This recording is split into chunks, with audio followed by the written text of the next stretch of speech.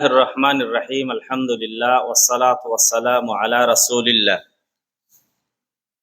সম্মানিত শ্রোতা মণ্ডলী, আল্লাহ রাব্বুল আলামিনের অশেষ মেহেরবানিতে আজকে আমরা একটি জিকিরের মাজলিস, হালাকাতুয যিকির, একটি তালিমি বৈঠকে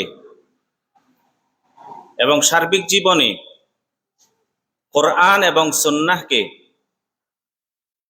আমার জীবনের প্রতিটি ক্ষেত্রে গুরুত্ব সহকারে বাস্তবায়ন করার প্রত্যয় রেখেই আমরা আজকে এখানে উপস্থিত হয়েছি। আল্লাহর কাছে দোয়া করি, যা আমরা শিখব আমরা যেন আমল করতে পারি এবং আমাদের এই শিক্ষা আল্লাহ রাব্বুল আলামিন যেন কিয়ামতের নাজাতের উসিলা করে দেন। আমিন।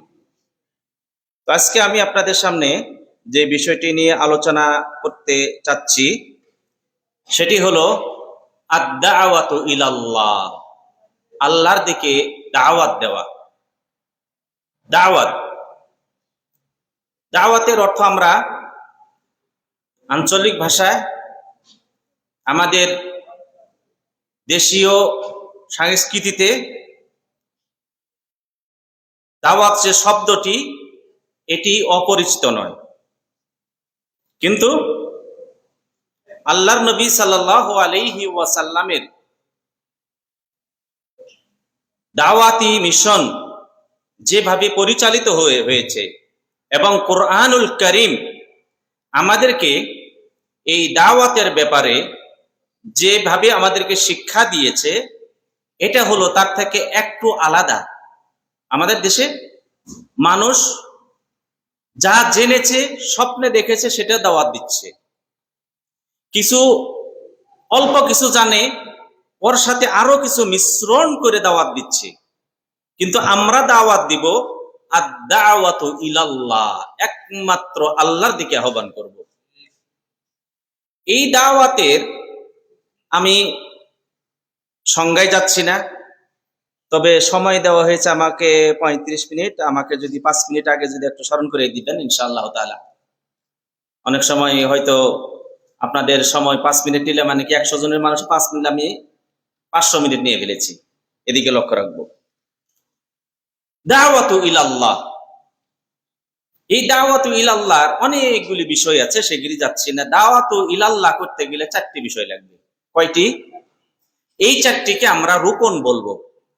ইসলামের রুকন কয়টি ভাই? 5টি। ইমানের রুকন কয়টি? 6টি, তাই না?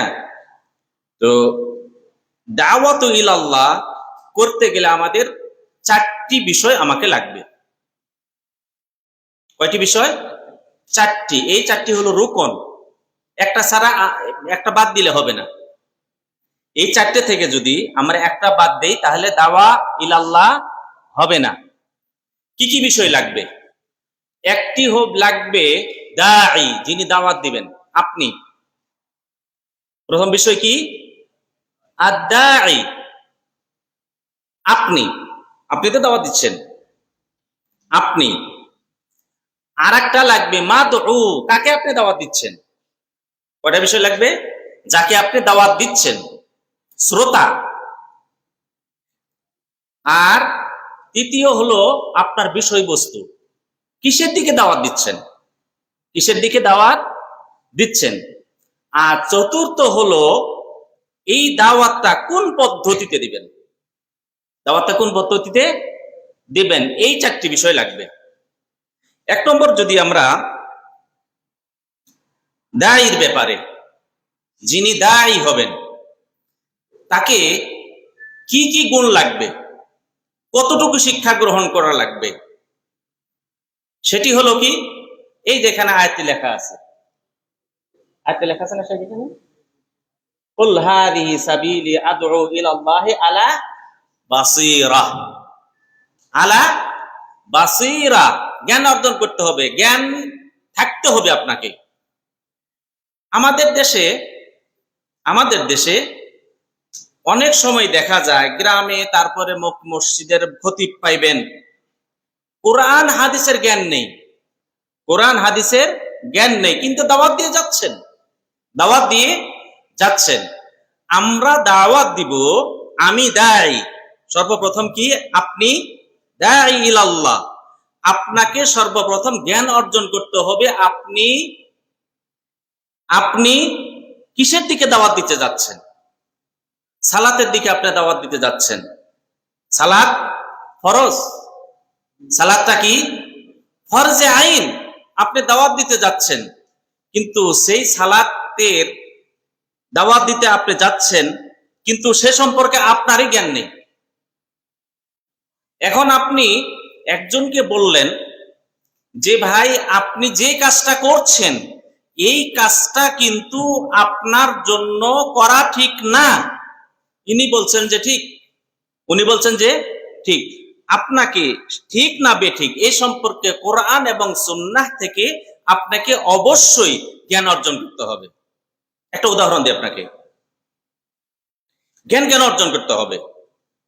রাসূলুল্লাহ সাল্লাল্লাহু আলাইহি ওয়াসাল্লামের কাছে সর্বপ্রথম যে ওহীটা আসলো, ওহীটা কি ছিল? কি ছিল? কে পড়তে পারবেন? প্রথম ওহী, ইকরা বিসমি রাব্বিকাল্লাযী খালাক। এর গুরুত্বটা কি? এর অর্থটা কি? আপনি জ্ঞান অর্জন করুন। আপনি কি করবেন? জ্ঞান অর্জন করবেন। আপনি এবং আমি যদি লক্ষ্য করি, যেই সময়কালে মক্কা ঘরে, কাবা ঘরে 360টি মূর্তি রয়েছে, সর্বপ্রথম আপনার আমার দিমাগে আসবে যেখানে মানুষ হজে তওয়াফ করছে, যেখানে মানুষ সালাত আদায় করছে, সেখানে কেন মূর্তি থাকবে? সর্বপ্রথম মূর্তি ভাঙ্গি। ঝড় তুফানের দিন অনেক গেছে, অন্ধকার রাত্রি অনেক গেছে। মুসলমানরা ইচ্ছা করলে ওই মূর্তিগুলো ভেঙে চুরমার করতে পারতেন, কিন্তু তা না করে আল্লাহ তাআলা, আপনি দায়ী, একটু যদি চিন্তা ভাবনা করেন, আপনাকে আল্লাহ তাআলা শিক্ষা দিলেন ইকরা বিসমি রাব্বিকাল্লাযী খালাক। আপনাকে জ্ঞান অর্জন করতে হবে। দাওয়াত দিতে যাবেন, জ্ঞান অর্জন করতে হবে। আপনি জ্ঞান যখন অর্জন করলেন, জ্ঞান অর্জন করার কারণে আল্লাহর নবী সাল্লাল্লাহু আলাইহি ওয়াসাল্লাম দাওয়াতি ক্ষেত্রে যে তিনি একটা পরিকল্পনা করেছিলেন, সেই পরিকল্পনা আল্লাহ রাব্বুল আলামিন বাস্তবায়ন করলেন। দেখবেন যে বিনা রক্তপাতে মক্কা আল্লাহ তাআলা বিজয় করে দিলেন এবং 360টি মূর্তি আল্লাহ সেখান থেকে অপসারণ করলেন। এরই নাম হলো কি? আপনি দাওয়াতি কাজ করতে যাবেন, আপনাকে অবশ্যই দায়ীর যে গুণাগুণ, কি কাজ করলে আপনি দায়ী হতে পারবেন, বলছেন আলা বাসীরা, আমি যেদিকে আপনি দাওয়াত দিচ্ছি সেটার উপর আমার জ্ঞান আছে, আমি সে সম্পর্কে আমি জ্ঞান অর্জন করে আপনাকে আমি দাওয়াত দিতে যাচ্ছি। ইউরোপের দেশে এক ছেলে সেখানে লেখাপড়া করে, ভালোবাসা হয়েছে এক খ্রিস্টান মহিলার সাথে।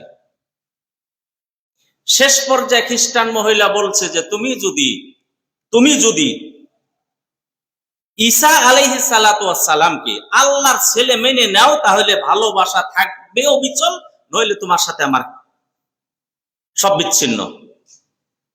মুসলমান, ঈমান আছে, প্রতিশোধ আছে তার অন্তরে, আল গায়রত আছে, গায়রত যেটা বলা হয়, প্রতিশোধ।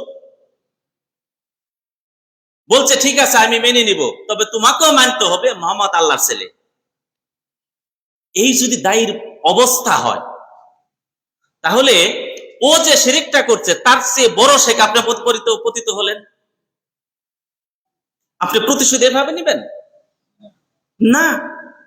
এই জন্যই আপনাকে আমাকে জ্ঞান অর্জন করতে হবে। কি অর্জন করতে হবে? জ্ঞান অর্জন করতে হবে।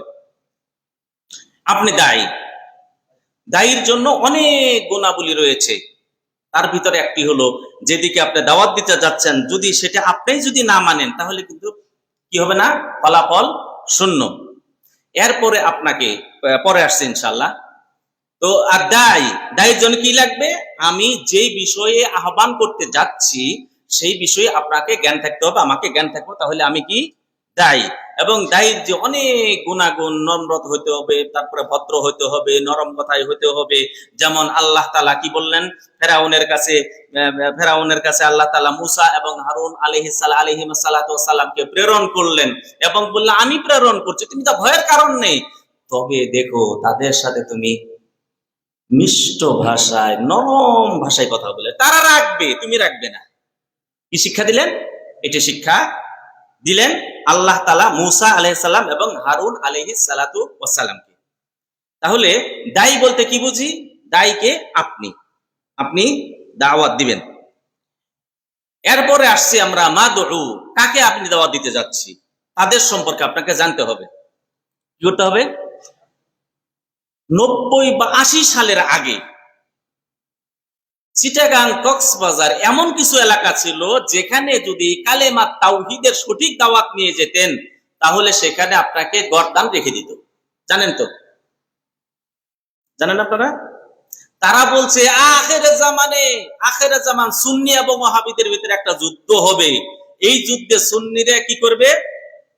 বিজয়ী হবে, আর ওয়াহাবিরে পালাবে। গাছ এবং পাথর বলবে হে সুন্নি আমার পিছে ওয়াহাবি আছে, মারো। হাদিস বানায় ফেলছে তারা। এবং তারা এমনও শুনেছি যদি একটা ওয়াহাবিকে যদি এক বাড়িতে মারতে পারো তো হজের সওয়াব। বুঝা গেছে তো? এখন ওই সময়কালের কক্সবাজার এবং চিটাগাং দাওয়াতের মাঠ এবং এখনকার মাঠ কিন্তু এক না। এখন বুক খুলে কথা বলতে পারেন না? যে কোনোখানে বলতে পারেন। তাহলে আপনাকে মাদউ, যাদেরকে দাওয়াত দিবেন তাদের সম্পর্কে আপনাকে জানতে হবে। এমন এক জায়গায় গেছেন তাদের ভিতরে কেমন একটা বিষয় নিয়ে খটকা বেজেছে, ওই বিষয় সমাধান হলেই সবকিছু, ওই বিষয় সমাধান হলে কি সবকিছু মেনে নেবে, কিন্তু আপনাকে সে সম্পর্কে জানতে হবে। আমেরিকায় বড় একটা ইসলামী প্রোগ্রাম চলছে। এক মহিলা যে ইসলাম কেন মহিলাদেরকে ওই কালো পোশাকটার ভিতরে বন্দি করে রাখে, এটা যুদ্ধের তো উনি উত্তর দিচ্ছেন আপনার ভালোর জন্য, আপনার সুবিধার জন্য, এই জন্য সব কিছু বলছে, আখলাক, তারপর আপনার সন্তানের যেন পবিত্র থাকে, এই জন্য সবকিছু বলছে, মানতে রাজি না। ভিতর থেকে একজন এসে বলছে আমি একটা কথা বলবো, আমাকে 2 মিনিট। আরে বসো, তুমি বড় বড় ডক্টর পারছে না, তাকে বুঝে তুমি আসবে? বলছে ঠিক আছে, দেওয়া হয়েছে। দেওয়ার পর মহিলাকে বলছে শুনুন, আপনি কি লোহার বাজারে গেছেন, দোকানে? বলছে গেছি। কেমনে? খোলা। তারপরে আপনি কি চান্দি, যেটা রূপোর দোকানে গেছেন? বলছে হ্যাঁ, সেটা গ্লাসের ভিতর রাখে। স্বর্ণের দোকানে বন্ধ করে রাখে। আর যেটা হীরা যেটা সেটা তো আরো কুটকুট অত কিছুতে বন্ধ করে রাখে। ইসলামে মহিলাদের সবচেয়ে বেশি মূল্য হলো মহিলার। এই জন্য এই মহিলাকে কেউ কোনো অনিষ্ট না করতে পারে, এই জন্য ইসলাম আপনাকে এই ব্যবস্থা করেছে। বলছে সঙ্গে সঙ্গে বলছে লা ইলাহা ইল্লাল্লাহ, সঙ্গে সঙ্গে ইসলাম গ্রহণ করেছে। তাহলে যার সাথে আপনি কথাটা বলছেন তার সম্পর্কে কি করতে হবে? জানা থাকতে হবে। ডক্টর মুজিবুর রহমান সবাইকে চিনেন, শেখের এলাকার, যিনি ইবনে কাসির অনুবাদ করেছেন। তিনি আসার পরে বলছে আমেরিকা নিউ ইয়র্কে আমার কাছে মসজিদে স্পেনি এক মহিলা আসছে।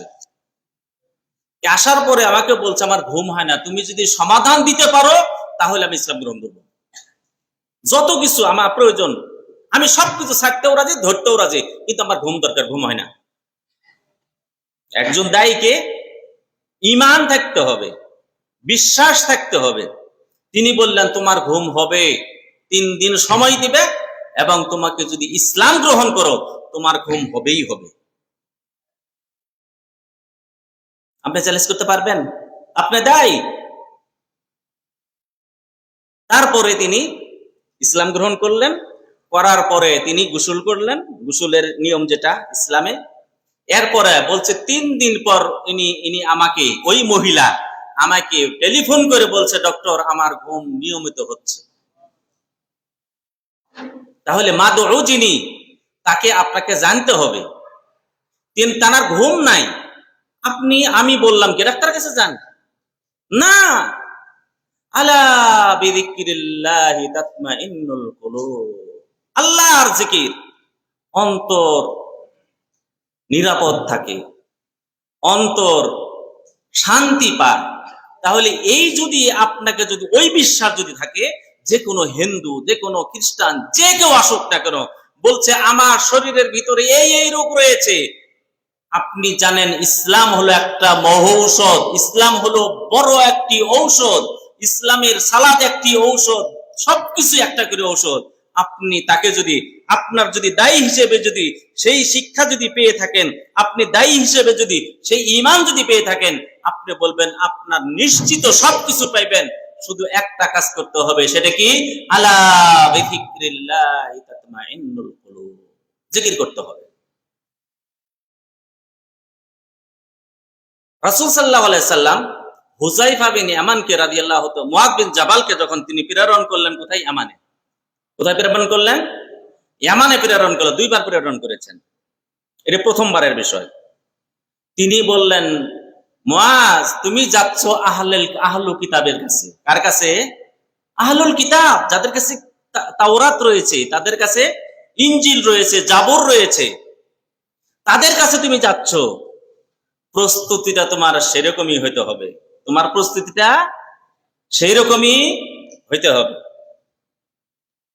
তাহলে আপনাকে যেখানে দাওয়াত দিতে যাচ্ছেন, যেই গ্রামে যাচ্ছেন, ওই গ্রামে এমন একটা সুন্নাত বিরোধী কাজ আছে, যদি ওই সুন্নাত বিরোধী কাজটা যদি ধরেন, তাহলে আপনাকে একবার লাল কার্ড দেখা বের করে দিবে। আর আপনি মনে করলেন সুন্নাত বিরোধী আমি কাজ করব, নামাজে গিয়ে হবে না, তাহলে আপনাকে দাওয়াতে গেছে, আপনার দ্বারা হবে না সেখানে। বোঝা গেছে? একটা উদাহরণ দিচ্ছি। তো অনুরূপ ভাবে আপনাকে যেমনি ভাবে রাসূল সাল্লাল্লাহু আলাইহি সাল্লাম মুআয রাদিয়াল্লাহু তাআলা প্রেরণ করলেন, যে আহলুল কিতাবদের যেভাবে দাওয়াত দেওয়ার দরকার, একজন হিন্দুকে সেইভাবে দাওয়াত যদি দেন, তাহলে কাজ হবে না। তাহলে কি হবে না? কাজ হবে না। তার সম্পর্কে আপনাকে জানতে হবে, তার সমস্যাটা কোথায়। এরপরে আমরা আসি, মাদউ সম্পর্কে জানতে হবে। মাদউ, যাদেরকে দাওয়াত দিচ্ছেন তাদের সম্পর্কে জানতে হবে, এবং যাদেরকে দাওয়াত দিতে যাচ্ছেন তাদের পরিবেশ সম্পর্কে জানতে হবে, তাদের অর্থনৈতিক যে সমস্যাটা সেটাও জানতে হবে।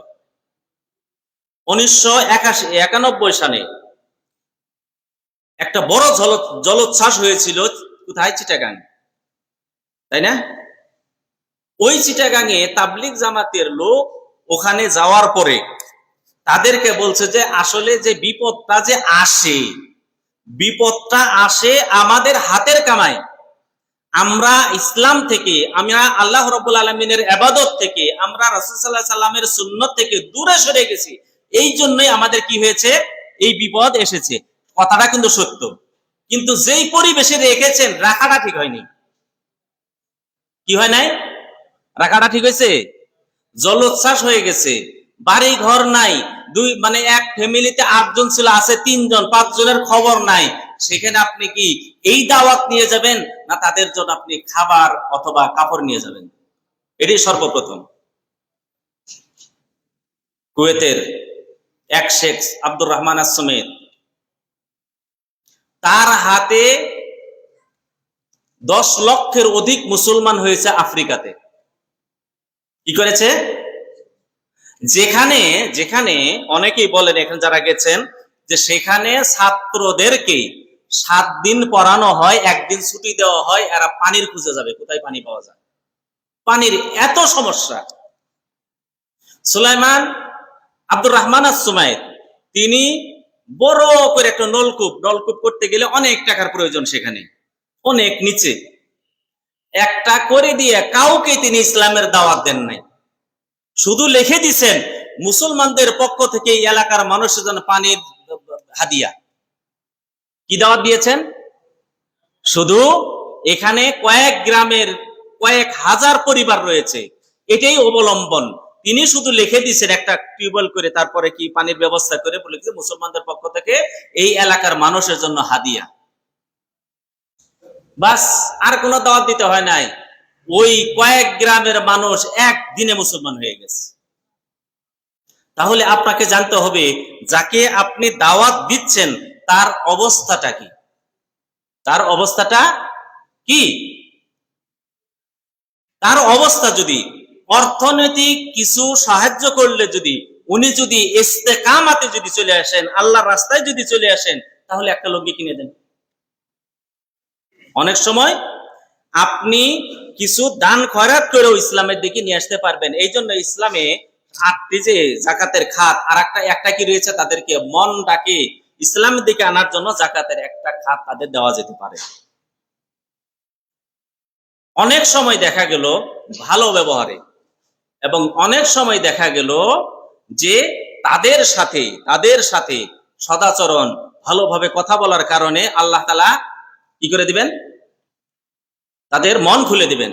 তাহলে দ্বিতীয় বিষয় যেটা, সেটা হলো যাদেরকে দাওয়াত দিতে যাচ্ছেন সে সম্পর্কে আপনাকে জানতে হবে, সে সম্পর্কে আপনি কি করতে হবে, জানতে হবে। তৃতীয় যে বিষয়টি সর্বপ্রথম আমরা দায়ী সম্পর্কে জানলাম। কি সম্পর্কে জানলাম? দায়ী সম্পর্কে জানলাম। এখন আমরা আলোচনা যে বিষয়টি নিব সেটা হলো আমাদের বিষয় সম্পর্কে জানতে হবে। কিসের দাওয়াত দিতে যাচ্ছেন?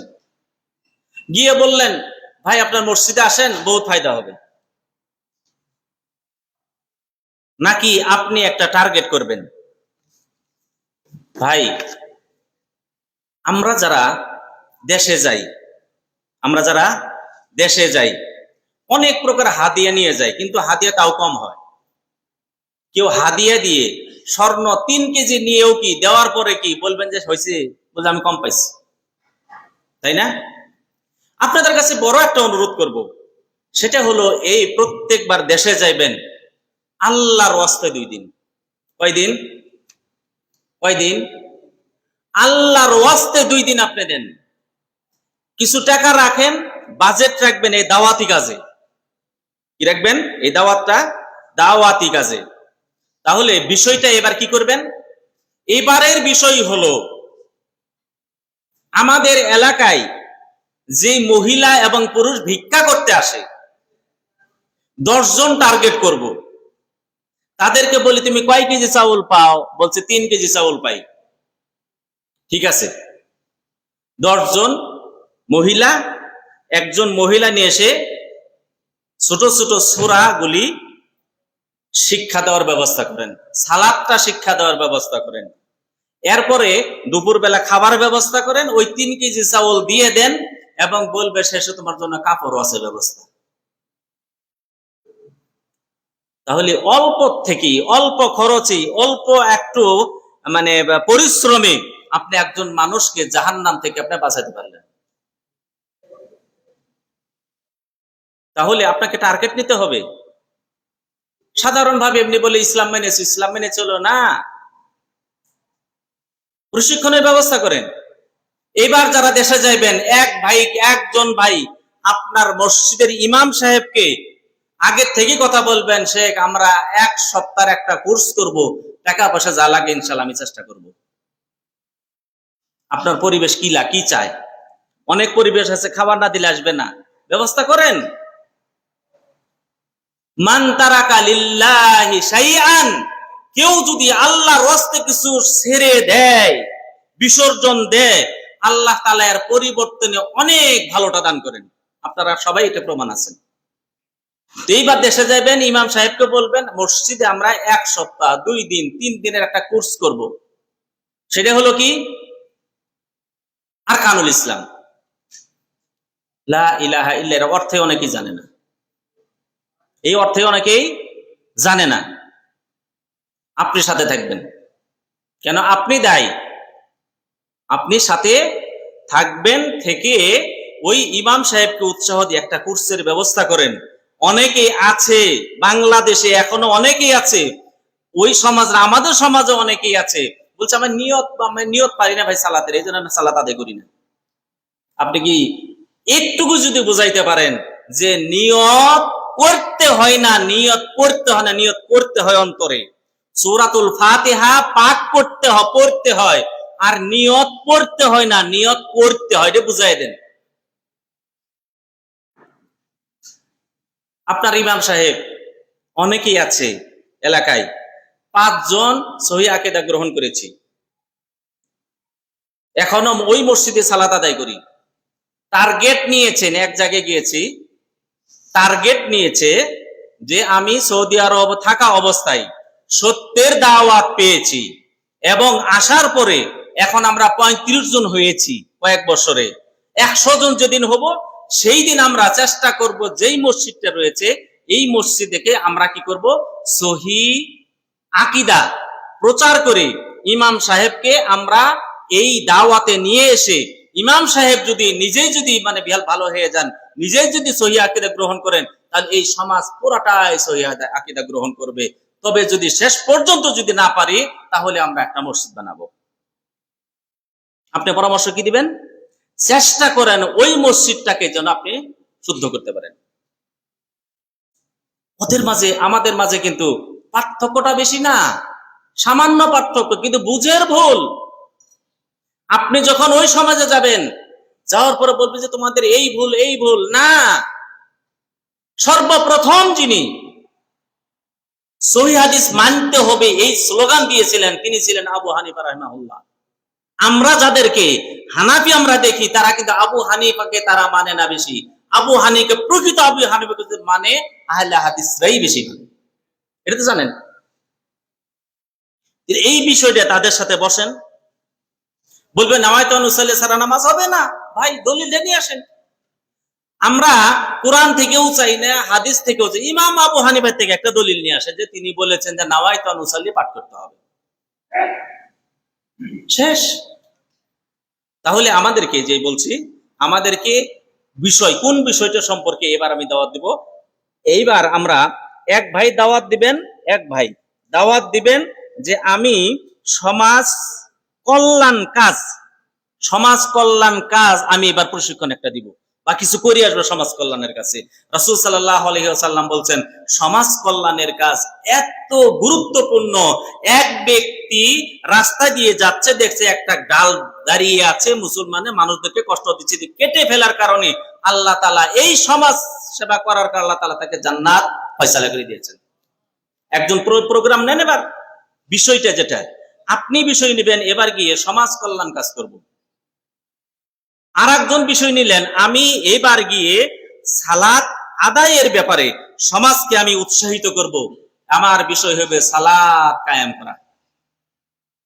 আর একজন বিষয় নেন যে আমরা এবার বিষয় নিব সার্বিকভাবে আকীদাকে বিশুদ্ধ করার জন্য কি কি প্রয়োজন, এই নিয়ে আমি এখানে একটা দল গঠন করব। ইমাম সাহেবকে নিয়ে, মুয়াজ্জিন সাহেবকে নিয়ে, আরো বন্ধু বান্ধব যারা আছে, আমরা তাদের সাথে আমরা আল্লাহ কোথায় বলে, আল্লাহ সব জায়গায়, কি বলেন? এখন আপনি বলবেন কোরআন থেকে দলিল নিয়ে আসেন, আর রহমানু আলাল আরশি ইস্তাওয়া, ইন্না আনজালনাহু ফি লাইলাতিল কদর, আমি নাজিল করেছি কোরআনকে। জিবরিল আলাইহিস সালাম নাজিল হইতেন, তারপরে তার কাছে কালিমা মানে ভালো কাজ তার কাছে উঠিয়ে যায়, তাই না? এরপরে আমরা যখন দোয়া করি উপরের দিকে দোয়া করি। রাসূল সাল্লাল্লাহু আলাইহি সাল্লাম বিদায় হজ্জের ভাষণে তিনি বললেন, হে উম্মত, আমার উম্মতরা, সমস্ত উম্মতরা তারা তার নবীর বিপক্ষে সাক্ষী দিবে, আমাদেরকে পৌঁছায় নাই। আমি কি পৌঁছাইছি? সাহাবারা বললেন, হ্যাঁ ইয়া রাসূলুল্লাহ, আপনি সঠিকভাবে পৌঁছে দিয়েছেন, আপনার দায়িত্ব। আল্লাহ নবী সাল্লাল্লাহু আলাইহি সাল্লাম বললেন, আল্লাহুম্মা শাহিদ, তুমি সাক্ষী থাকো। এরপরে মেরাজ হলো কোথায়? আল্লাহ সব জায়গায় আছেন, তাহলে মেরাজ হলো কোথায়? প্রথম আসমান, দ্বিতীয় আসমান, সপ্ত আসমান পার, তারপরে সিদরাতুল মুনতাহা, তারপরে মেরাজ হলো রাসূল সাল্লাল্লাহু আলাইহি সাল্লামের। তাহলে মেরাজ কোথায়? উপরে না? তাহলে এই বিষয়গুলি দিয়ে তাদেরকে আপনি কি করতে পারেন, যদি তাকে যদি এইভাবে বুঝাইতে পারেন, বলছে ঠিকই তো কথা, আমাদেরকে এতদিন ভুল শিখাইছে, এতদিন আমাদেরকে ভুল শিখাইছিল। একটা উদাহরণ, ডাক্তাররা বলছে যে গরুর যে চর্বি আছে, চর্বি খেও না, চর্বি খেলে তুমি মারা যাবে তাড়াতাড়ি, ব্লক হবে, এই হবে সেই হবে, কোলেস্টেরল বাড়বে, এই করবে সেই করবে। আল্লাহ তাআলা ইহুদিদের একটা সাজা দিলেন যে তোমরা চর্বি খেতে পারবে না। কেন? চর্বির শরীরের জন্য এত উপকার, এই উপকারটাকে আল্লাহ তাআলা তাদের জন্য নিষেধ করে দিলেন, খেতে পারবে না। শরীরের জন্য অনেক প্রকার উপকার রয়েছে। আর যেটা কোলেস্ট্রল হয় সেটা এই চর্বি না, অন্য চর্বি। তাহলে যেই বিষয়টি আমাদেরকে বিষয়টা ঠিক করতে হবে। আর দ্বিতীয় চতুর্থ যেটা, সেটা হলো পদ্ধতি, কিভাবে দাওয়াত দিব, কিভাবে দাওয়াত দিব। এখন আপনি যখন দাওয়াত দিতে গেলেন, ইন্ডিয়াতে একটা জায়গা আছে মুর্শিদাবাদ, মুর্শিদাবাদ, মালদহ, এই এলাকাগুলিতে এক লোক সহি আকীদা শিক্ষা গ্রহণ করেছে, একজন আলেম। তিনি এসে ওই চলে যায় কাদের কাছে, হাল বইছে। আগে তো হাল বইতে ট্রাক্টর ছিল না, তো গরু দিয়ে হাল বইছে। হাল বইয়ের ওখানে গেছে, যা বলছে, ভাই একটা কথা শুনো, আমরা যে ইসলামটা মানছি ওই ইসলাম এবং প্রকৃত ইসলামের ভিতর অনেক পার্থক্য। বলছে এই চলে যেত পাগল, তাও আসে। তো গরুকে পিটানো বাদ দিয়ে একটা লাঠি থাকে কিন্তু, জানেন, ওই লাঠি দিয়ে ভালো করে পিটাইছে। পাগল আসছে আমার কাছে। আচ্ছা, তুমি আমাকে মেরেছো, সমস্যা নেই, তো তুমি যখন হাল শেষ করবে তখন চলো একটা তোমার সাথে 5 মিনিট কথা বলবো। এইভাবে দাওয়াত দিতে দিতে দিতে দিতে দেখবেন যে মুর্শিদাবাদ থেকে শুরু করে তারপরে চাঁপাইনবাবগঞ্জ, আমাদের কি বলে রাজশাহী, পাবনা, এদিকে কিন্তু সব আহলে হাদিসের আখড়া বেশি। কেন? ওই যে ওই শেখ দাওয়াতি কাজ করেছিলেন, ওই দাওয়াতি কাজের ফসল। আর একটা উদাহরণ দেবো ইনশাআল্লাহ তাআলা।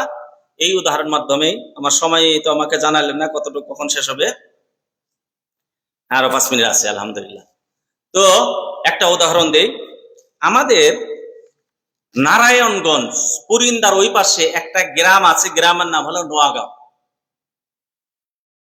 আহলে হাদিসদের আমরা মনে করি বড় আলেম থাকতেন। আর ওই সময়কালে পীর বলে মানে এই ছিল, কি বলে, প্রসিদ্ধ ছিল আমাদের পীর সাহেব, নোয়াগাঁও।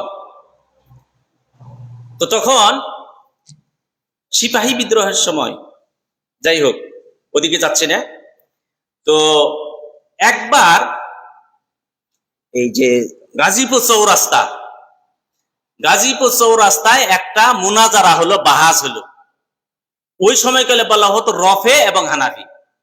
আমাদের বলতো কি, সহিহাদি যারা মানি তাদেরকে বলতো রফে, এখনো বলে এলাকা রফে। রফে মানে হাত ওঠায়। এদের সাথে একটা মুনাজারা হলো। আর মুনাজারা কেমনে হয়েছে, তখন তো বড় মাইক ছিল না, যে হরণ যেটা। আর ওই এলাকার যে রাজা ছিল, হিন্দু রাজা, যে হিন্দু রাজারে নিয়ে ফিল্ম হয়েছে, অনেক কিছু হয়েছে ঘটনা, ওই রাজা ছিল সভাপতি। মাঝখানে স্টেজ, ওনাদের জন্য ওনারা কত গাড়ি, মোষের গাড়ি দিয়ে কি বলে অনেক বই নিয়ে আসছে। আহলে হাদিসরা অল্প কিছু বই নিয়ে হাজির হয়েছে। তখন আমাদের যারা লোক ছিল দেখলো যে অবস্থা খারাপ, চারপাশে হাজারে হাজারে মানুষ, মাঝখানে স্টেজ, একটা ওদের একটা এদের, একটু ভয় খেয়ে গেছে। যারা সালাফি ছিল ভয় খেয়ে আস্তে আস্তে অনেকেই মানুষের সাথে মিশে গেছে। ওরা বলছে, দেখো ওরা রফেরা সব হারিয়ে পালাইছে। কি করেছে? ওরা হেরে গেছে, ওরা পালিয়ে গেছে। মতিউল ইসলাম একজন ছিলেন ওই এলাকার, তিনি খাটো মানুষ ছিলেন। তিনি বললেন, আমি আছি, রফেরা এখনো আছে। তখন রাজা বললেন যে ওদেরকে তো বিজয় করিয়েই দিব, তো তুমি একা যখন আছো তুমি কিছু কথা বলো, তুমি কিছু কি বলো, কথা বলো। তিনি শুরু করলেন যে এরা আপনারা যারা ইসলামের দোহাই দিয়ে আজ পর্যন্ত আপনাদের পরিচালনা করেছে, তারা আপনার বাপ দাদাকে জাহান্নামে ঢুকেছে শিরক করার কারণে। শিরক করার কারণে কি করেছে? তোমার বাপ দাদাদেরকে, এখন তোমাদেরকেও তাই করছে। সঠিক ইসলাম হলো এটি।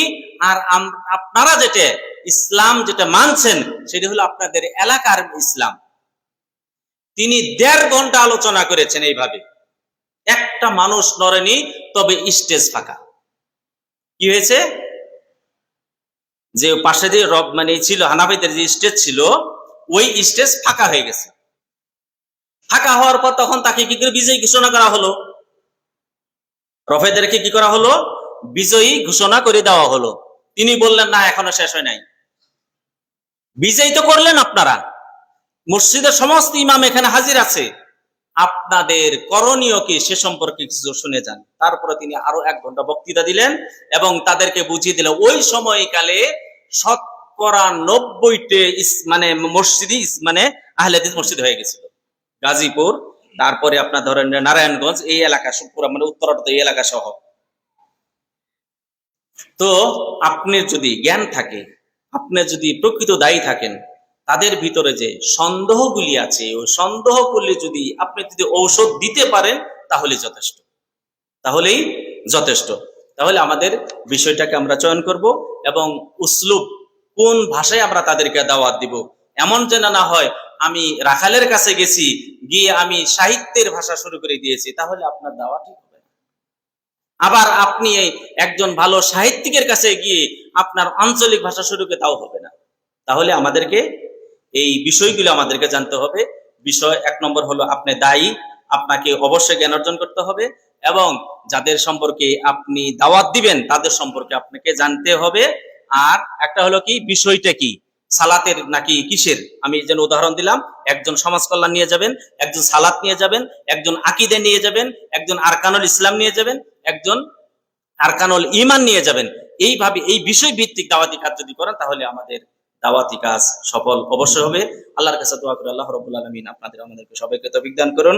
আমরা যেন নিজে যা জানি এ সম্পর্কে যেন আমার পরিবারকে এবং আমি যেন নিজে যেন সর্বপ্রথম আমল করতে পারি এবং আমার আত্মীয় স্বজন যারা রয়েছে তাদেরকে আমি দাওয়াত যেন দিতে পারি। আল্লাহ তাআলা আমাদেরকে সবাইকে তৌফিক দান করুন।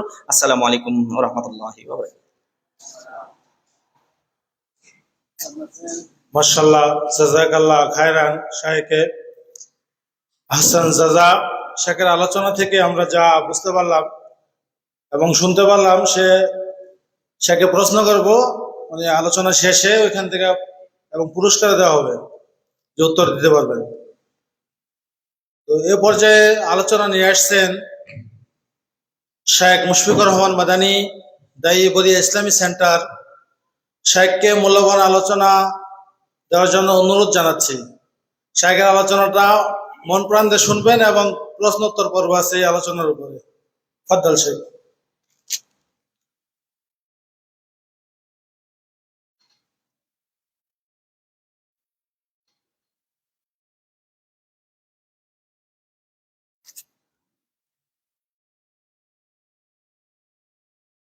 আপনারা একটু দাঁড়ান, দাঁড়িয়ে একটু সামনে বসেন। দাঁড়ান দাঁড়ান, সবাই দাঁড়ান, একটু নড়াচড়া করেন। দাঁড়িয়ে আগিয়ে বসেন, সবাই আগিয়ে বসেন।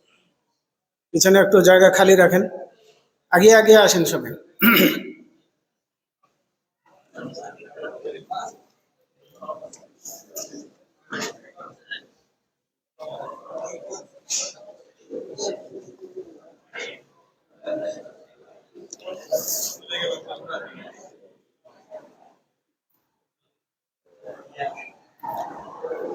আসসালামু আলাইকুম ওয়া রাহমাতুল্লাহি ওয়া বারাকাতুহু। আলহামদুলিল্লাহ নাহমাদুহু ওয়া নাস্তাঈনুহু ওয়া নাস্তাগফিরুহু ওয়া নু'মিনু বিহি ونؤمن به ونتوكل عليه ونعوذ بالله من شرور أنفسنا ومن سيئات أعمالنا من يهده الله فلا مضل له ومن يضلل فلا هادي له وأشهد أن لا إله إلا الله وحده لا شريك له وأشهد أن محمدًا عبده ورسوله. أما بعد، أعوذ بالله من الشيطان الرجيم. إن عدة الشهور عند الله 12 شهرًا في كتاب الله يوم خلق السماوات والأرض منها 4 حرم ذلك الدين القيم فلا تظلموا فيهن أنفسكم. সূরা আত-তাওবা 36 নম্বর আয়াত। সম্মানিত সভাপতি, সম্মানিত ওলামায়ে কেরাম এবং আমার সামনে উপবিষ্ট দিনপ্রিয় ভাই ও বন্ধুগণ, সমস্ত প্রশংসা আল্লাহ রাব্বুল আলামিনের জন্য, যিনি আমাদেরকে এখানে সমবেত হয়ে দিন শিখার, আমল করার এবং তা সমাজের কাছে প্রচার করার উদ্দেশ্যে যে মহান রব্বুল আলামিন আমাদেরকে এখানে আসার তৌফিক দিয়েছেন, তারই তরে বলে আলহামদুলিল্লাহ। দরুদ ও সালাম বর্ষিত হোক মহানবী হযরত মুহাম্মদুর রাসূলুল্লাহ সাল্লাল্লাহু আলাইহি ওয়াসাল্লাম, তাঁর পরিবার পরিজন, সকল সাহাবায়ে কেরাম এবং যুগে যুগে তাওহীদপন্থী আল্লাহ রসুল সাল্লাল্লাহু আলাইহি ওয়াসাল্লামের অনুসারীদের উপর। আমি আজকে আপনাদের সামনে মুহররম মাসে আমাদের করণীয় এবং বর্জনীয় সম্পর্কে কিছু আলোকপাত করব ইনশাআল্লাহ, এবং সে সাথে কারবালার যুদ্ধ সম্পর্কে আমাদের কি ধারণা বা আকীদা বা বিশ্বাস রাখা দরকার সে সম্পর্কে কিছু আলোকপাত করব ইনশাআল্লাহ। ওয়া মা তাওফীকি ইল্লা বিল্লাহ, আলাইহি তাওয়াক্কালতু ওয়া ইলাইহি উনীব। বর্তমানে এই মাসটি চলছে মুহররম মাস, আরবি বছরের প্রথম মাস মুহররম মাস। তার মানে এই মাস সম্পর্কে আল্লাহ রাব্বুল আলামিন পবিত্র কালামের মধ্যে বলেন, ইন্না ইদ্দাতাশ শুহুরি ইনদাল্লাহি 12 শাহরান ফি কিতাবিল্লাহ ইয়াওমা খালাকাস সামাওয়াতি ওয়াল আরদা মিনহা আরবাতুন হুরুম। যে আল্লাহ রাব্বুল আলামিন যেদিন থেকে আসমান জমিন সৃষ্টি করেছেন সেদিন থেকেই আল্লাহর কিতাবে 12টি মাস নির্ধারিত রয়েছে। তার মধ্যে 4টি মাস হচ্ছে হারাম মাস। এই 4টি মাস হারাম মাস হচ্ছে যুলকাদা, যুলহিজ্জা এবং মুহররম, এই 3টি পরপর, এবং রজব। এই 4টি মাস হচ্ছে হারাম মাস।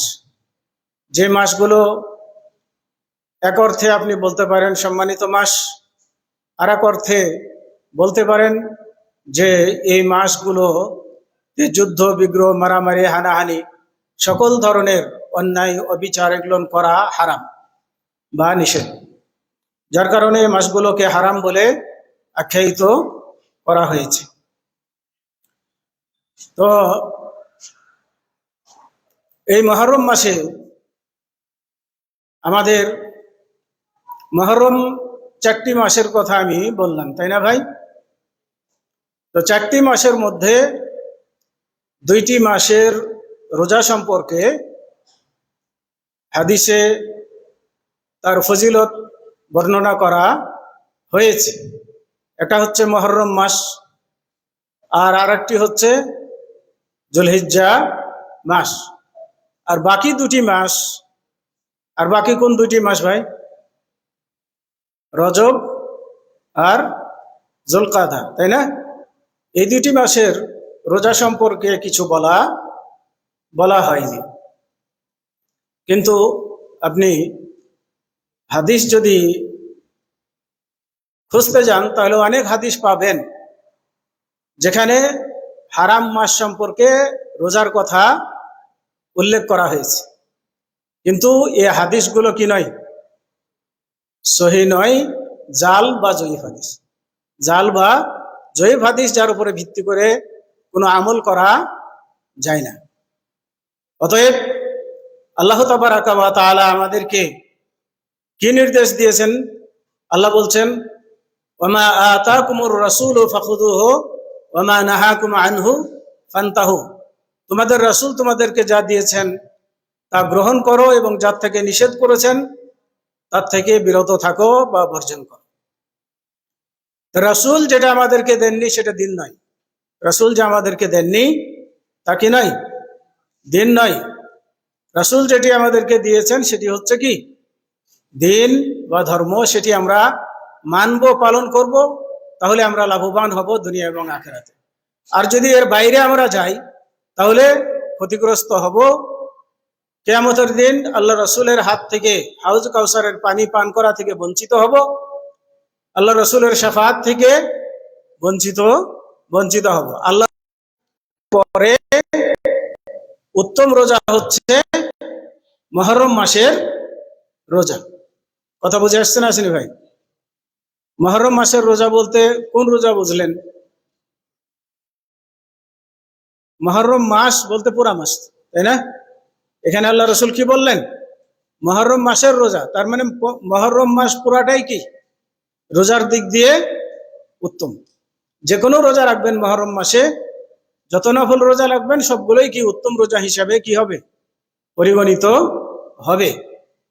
তো যে যত পারবেন এ মাসে কি করবেন? রোজা রাখার চেষ্টা করবেন। এছাড়া এই মাসের 10 তারিখ, যেটাকে আশুরা বলা হয়, মুহররম মাসের 10 তারিখকে বলা হয় কি? আশুরায়ে মুহররম। এই মুহররমের 10 তারিখের রোজার আর একটু বিশেষ ফজিলত বা গুরুত্ব রয়েছে। মুহররম মাসের রোজার তো ফজিলত রয়েছে, এর ফজিলতের উপরে আরো বেশি ফজিলত হচ্ছে 10 তারিখের রোজার।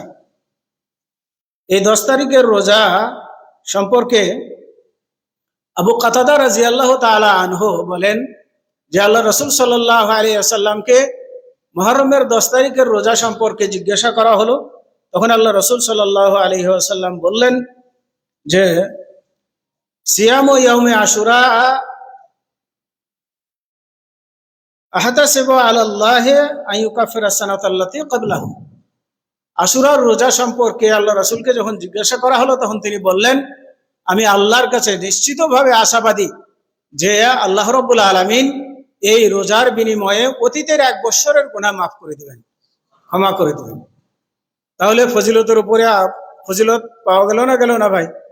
তাহলে 10 তারিখে যে ব্যক্তি রোজা রাখবে সেই ব্যক্তির অতীতের 1 বছরের গুনাহ এই রোজার কারণে, সাগীরা গুনাহ কাবীরা গুনাহ নয়, সাগীরা গুনাহ সব কি হয়ে যাবে? মাফ হয়ে যাবে। 10 তারিখ কবে ভাই? মুহররমের 10 তারিখ কবে? আগামীকাল, তাই না? শনিবার। আগামীকাল শনিবার। অনেকেই জানেন না, অনেকেই খেয়াল করেন না, তো আমরা স্মরণ করিয়ে দিচ্ছি। এর থেকে আপনারা কেউ বঞ্চিত হবেন না, সবাই চেষ্টা করবেন এই রোজাটি রাখার, কারণ এর মধ্যে অনেক কি আছে?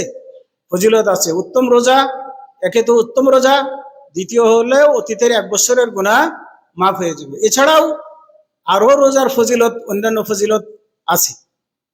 অন্যান্য ফজিলত কি?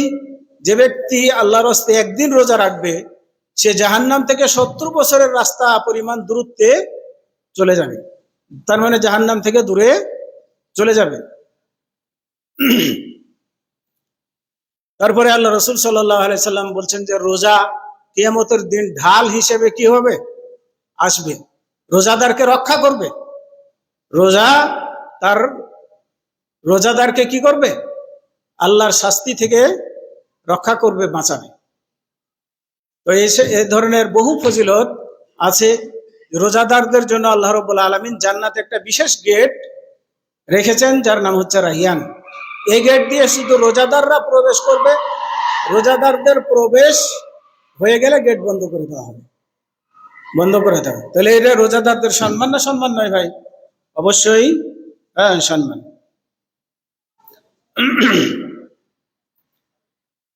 আব্দুল্লাহ ইবনে আব্বাস রাদিয়াল্লাহু তাআলা আনহু বলেন যে আল্লাহ রাসূল সাল্লাল্লাহু আলাইহি ওয়াসাল্লাম যখন মদিনায় আসলেন, মদিনায় এসে দেখলেন যে ইহুদিরা মুহররমের 10 তারিখে রোজা রাখে। তো তখন তিনি জিজ্ঞেস করলেন যে তোমরা কেন এই রোজা রাখো? মুহররমের 10 তারিখে কেন রোজা রাখো? তখন তারা বলেছিল, হাদা ইয়াউমুন আযীমুন, এটি হচ্ছে মহান একটি দিন। এই দিনটি হচ্ছে একটি মহান দিন। আনজাল্লাহু ফীহি মূসা ওয়া কওমাহু, আল্লাহ রাব্বুল আলামিন এই দিন মূসা আলাইহিস সালাতু ওয়াস সালাম এবং তার লোকজনকে পরিত্রাণ দিয়েছিলেন, বাঁচিয়েছিলেন ফিরআউনের হাত থেকে। ওয়া গাররাকা ফিরআউনা ওয়া কওমাহু ফাসামাহু মূসা শুকরান লিল্লাহ। তো এবং ফিরআউন এবং তার দলবলকে আল্লাহ রাব্বুল আলামিন ডুবিয়ে মেরেছিলেন, যার কারণে মূসা আলাইহিস সালাতু ওয়াস সালাম আল্লাহর শুকরিয়া জ্ঞাপনার্থে এই দিন রোজা রেখেছিলেন, যার কারণে ফানাহানু নাসুমু, এ কারণে আমরা এই দিন রোজা রাখি। তখন আল্লাহ রসুল সাল্লাল্লাহু আলাইহি সাল্লাম বললেন, فقال رسول الله صلى الله عليه وسلم نحن أحق بموسى منكم, আমরা মুসা আলাইহিস সালামের এই খুশিতে আনন্দে আনন্দ প্রকাশ করার জন্য, আনন্দ ভাগাভাগি করার জন্য আমরাই বেশি হকদার তোমাদের চেয়ে। কেননা তোমরা তো মুসার দিনকে কি করেছো? পরিবর্তন করেছো। এবং মুসার পরে আমি নবী হয়ে এসেছি, মুসার মতো আমিও একজন কি নবী, আমার দিনকে তোমরা গ্রহণ করনি, যার কারণে কি তোমরা আসল দিনের উপরে নেই। অতএব আমি মুসা আলাইহিস সালামের কি এই খুশি প্রকাশ করার বেশি হকদার। এ বলে তিনি রোজা রাখলেন এবং তার কওমকে, উম্মতকে রোজা রাখার নির্দেশ দিলেন। যার ফলে সাহাবায়ে কেরামও এই রোজাটি রাখতেন। এই রোজাটি আল্লাহ রসুল সাল্লাল্লাহু আলাইহি সাল্লাম মদিনাতে আসার আগে মানে গুরুত্বের সাথে রাখতেন, ওয়াজিব হিসাবে রাখতেন। যখন দ্বিতীয় হিজরিতে আল্লাহ রসুল সাল্লাল্লাহু আলাইহি সাল্লামের উপরে রমজানের রোজা ফরজ করে দেওয়া হলো, তখন তিনি এই রোজাটি বললেন যে এই রোজাটি তোমাদের উপরে ফরজ নয়, কিন্তু আমি রোজা রাখছি। যে ব্যক্তি চাইবে রোজা রাখবে, যে ব্যক্তি চাইবে ছাড়তে পারবে। কেননা এখন রমজানের রোজা আমাদের উপরে কি হয়ে গেছে? ফরজ হয়ে গিয়েছে। তাহলে রসুল সাল্লাল্লাহু আলাইহি সাল্লাম 10 তারিখে রোজা রাখতেন, মদিনাতে আসার আগেও রাখতেন, মদিনাতে এসেও রাখলেন। তাহলে রসুল সাল্লাল্লাহু আলাইহি সাল্লামকে বলা হলো যে এই দিনটি তো ইহুদিদের নিকটে বড় দিন, তারা এটাকে ঈদের দিন হিসাবে কি করত? গণ্য করত এবং এই দিন গুরুত্বের সাথে রোজা রাখত। তা আমরাও রাখছি, তো তাদের সাদৃশ্য হয়ে যাচ্ছে কিনা একথা বললে আল্লাহ রসুল সাল্লাল্লাহু আলাইহি সাল্লাম বললেন, লাইন বাকিতু ইলা কাবিলিন লা আসুমান্না তাসিআ, আমি যদি আগামী বছর বাঁচি তাহলে পারে 9 তারিখেও এর সাথে রোজা রাখবো, 9 তারিখেও রোজা রাখবো। এখান থেকে আপনারা উল্টা বুঝেন না, কারণ 10 তারিখ বাদ দিয়ে শুধু 9 তারিখ রাখবো এটা নয়। মানে ইহুদিদের মুখালেফাত করতে গিয়ে 10 তারিখই বাদ দিয়ে দিলাম, দিয়ে শুধু কি রাখলাম? 9 তারিখ রোজা রাখলাম, এটা এখানে বোঝানো হয়নি। কথা বুঝেছে না? বোঝা আসেনি ভাই? তার মানে 10 তারিখ তো রাখবো, সাথে কি 9 তারিখও রাখবো। তাহলে ইহুদিরা রাখতে একটি রোজা 10 তারিখ, আমরা রাখবো কয়টি? 2টি। তাহলে ইহুদিদের সাথে কি হয়ে যাবে? পার্থক্য হয়ে যাবে। তাহলে তারা ভাবতে পারবে না যে আমরা তাদের অনুসরণ করছি, এমনটি তারা মনে করতে পারবে না। কথা বুঝে আসছে না? আসেনি ভাই? এরপরে আরেকটি হাদিস এসেছে যে আল্লাহ রাসূল সাল্লাল্লাহু আলাইহি ওয়াসাল্লাম বলছেন, আব্দুল্লাহ বিন আব্বাস থেকে হাদিসটি বর্ণিত, যে সুমু ইয়াউমা আশুরা ওয়া খালিফুল ইয়াহুদা, তোমরা আশুরার রোজা রাখো এবং ইহুদিদের মুখালাফাত করো, ইহুদিদের বৈপরীত্য দেখাও, তার মানে ইহুদিদের সাথে মিল করো না। সুমু ক্বাবলাহু ইয়াওমান আও বাদাহু ইয়াওমান, তোমরা এর আগে একটি রোজা রাখো, 10 তারিখের আগে একটি রাখো অথবা পরে একটি রোজা রাখো। তো এই হাদিসটি মারফু সূত্রে দুর্বল।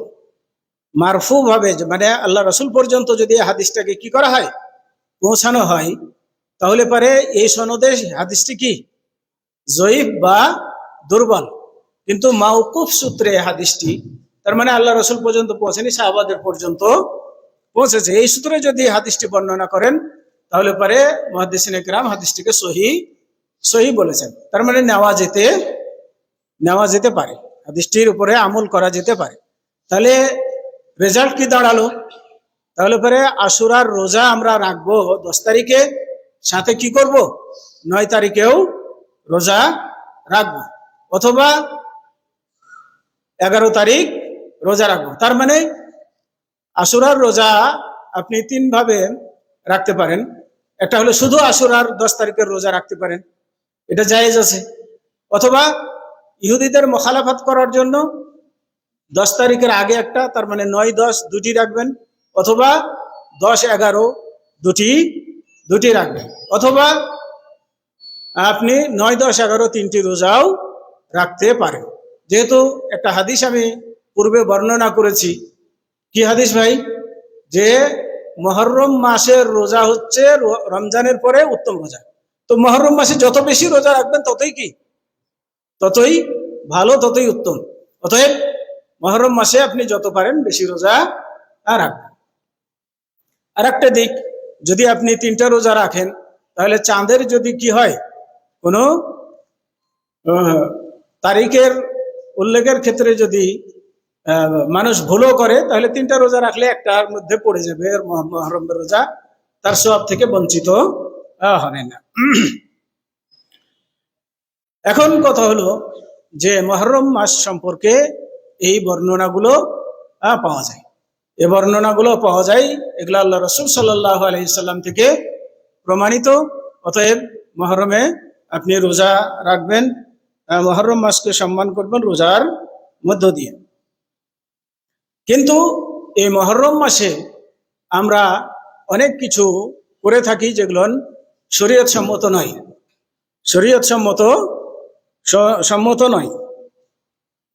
এই মুহররম মাসে আমরা কি করতে দেখি, আমাদের কিছু মুসলিম নামের কিছু ভাইকে দেখা যায় যে এই মুহররম মাসে হুসাইন রাদিয়াল্লাহু তাআলা আনহুকে কেন্দ্র করে অনেক কিছু করে থাকে যেগুলো কি শরীয়তের সম্পূর্ণ বিরোধী, সম্পূর্ণ শরীয়ত বিরোধী। মানে হাদিসের দৃষ্টিতে এগুলো কি করা যাবে না। একটু মনোযোগ সহকারে শুনবেন ভাই, কারণ এই ভুলগুলো যেন আমরা না করি। এই মুহররমের 10 তারিখে কি করা হয়, হুসাইন রাদিয়াল্লাহু তাআলা আনহুর কবর তৈরি করা হয়, কবর বানানো হয়। কবর বানিয়ে এটা কাঁধে করে নিয়ে শহরে কি করা হয়, প্রদক্ষিণ করা হয়। এবং এই কবরের কাছে মানুষ গিয়ে মাথা নত করে, এই কবর জিয়ারত করে, এবং এই কবরের কাছে অনেক মান্য টান্য দেয় বরকতের আশা নিয়ে। এগুলো সম্পূর্ণ কি, সম্পূর্ণ শরীয়ত বিরোধী। কবরের কাছে মাথা নত করা এটা শিরক, এটা কি বড় শিরক। তার মানে শিরক বুঝেন তো ভাইরা সবাই? শিরক করলে কি হয়, শিরক করলে কি হয়? স্থায়ী জাহান্নাম, জাহান্নাম থেকে কোনোদিন কি হতে পারবে না, বারহাতে বের হতে পারবে না। শিরকের গুনাহ ছাড়া অন্য গুনার কারণে কেউ যদি জাহান্নামে যায়, তাহলে তার বের হওয়ার কি আছে, আশা আছে। কিন্তু শিরক করে জাহান্নামে গেলে জাহান্নাম থেকে আর সে বের হতে পারবে না, তার পথ বন্ধ। মারাত্মক জিনিস এটি। শিরক করলে পরে মানুষ ইসলাম থেকে কি হয়ে যায়, খারিজ হয়ে যায়, বেরিয়ে যায়, মুসলমান থাকে না। এরপরে আল্লাহ রাসূল সাল্লাল্লাহু আলাইহি সাল্লাম বলছেন যে মান যারা কবরান বিলা মাকবুরিন কাআন্নামা আবাদাস সানামা, যে ব্যক্তি লাশবিহীন কবর জিয়ারত করলো, সে মূর্তি পূজা করলো। সে কি করলো, মূর্তি পূজা করলো। তো হুসাইন রাদিয়াল্লাহু তাআলা আনহুর নামে যে কবর বানানো হয়েছে, এটাতে লাশ আছে ভাই, সেটাকে আপনি জিয়ারত করছেন, করছেন না? আপনি হয়তো কোনোদিন করে থাকতে পারেন, মানুষের দেখা দেখি। তওবা করবেন, এগুলো যদি আমল করে থাকেন, তাহলে তওবা করে কি আসবেন, ফিরে আসবেন, মুসলমান হবেন তওবা করে। আল্লাহ রাসূল কি বললেন, মূর্তি পূজার সাথে কি করলেন, তুলনা করলেন। মূর্তি পূজা কি ভাই, শিরক। মূর্তি পূজা শিরক। তাহলে লাশবিহীন কবর জিয়ারত করাও কি শিরক। বাইজিদ বোস্তামির কবর জিয়ারত করেছেন আপনারা কেউ? বাইজিদ চিটাগাঙ্গে আছে, বাইজিদ বোস্তামির কবর। বাইজিদ বোস্তামির কবর শুধু চিটাগাঙ্গে নাই, ইন্ডিয়া তো আছে, আরো কোন কোন জায়গায় আছে। একটা মানুষ কয় জায়গাতে মৃত্যুবরণ করে ভাই? লাশ কয় জায়গাতে থাকে? এক জায়গাতে। তাহলে বাকিগুলো ভুয়া না? বাকিগুলো যে কোনো যেগুলো একটার অধিক বানানো হয়েছে সেগুলো কি ভুয়া কবর। এছাড়া আমাদের দেশে দেখা যায় অনেক কবর গজিয়েছে ব্যবসার উদ্দেশ্যে, যেগুলো কি নেই, কবরই নেই, অথচ কবর বানিয়ে ধুমধামের সাথে সেগুলোর জিয়ারত চলছে। তাহলে আপনি মুশরিক হচ্ছেন না, হচ্ছেন না? এই সমস্ত কবর জিয়ারত করা মানে কি? শিরক করা। একটু সাবধানে কবর, যে কোনো কবর জিয়ারত করতে যাবেন না। যে কবর আপনি জানেন না যে এখানে মুর্দা আছে কি নাই, লাশ রাখা হয়েছে কি না, এটা না জানা পর্যন্ত কি করবেন না? জিয়ারত করবেন না। কথা বুঝে আসছে না আসেনি ভাই? এই জন্য মানুষ যেখানেই জিয়ারত করতে যাক না কেন, সেখানেই আপনি যাবেন না। আপনার একটা ধর্ম আছে, আপনার একটা থিওরি আছে, আপনার পথ প্রদর্শক আছে। আমাদের পথ প্রদর্শক হচ্ছে কোরআন এবং হাদিস। কোরআন হাদিসের দৃষ্টিতে যেগুলো টিকবে সেগুলো আমরা করব। কোরআন হাদিসের দৃষ্টিতে যেগুলো টিকবে না সেগুলো আমরা করব না, ছেড়ে দেব। সেগুলো আমরা ছেড়ে দেবো। ঠিক আছে না নাই ভাই? তাহলে হোসেন রাদিয়াল্লাহু তাআলা আনহুর কবর এভাবে বাংলাদেশে কবর নাই, কিন্তু ইমাম বাড়া ঠিকই আছে, তাই না?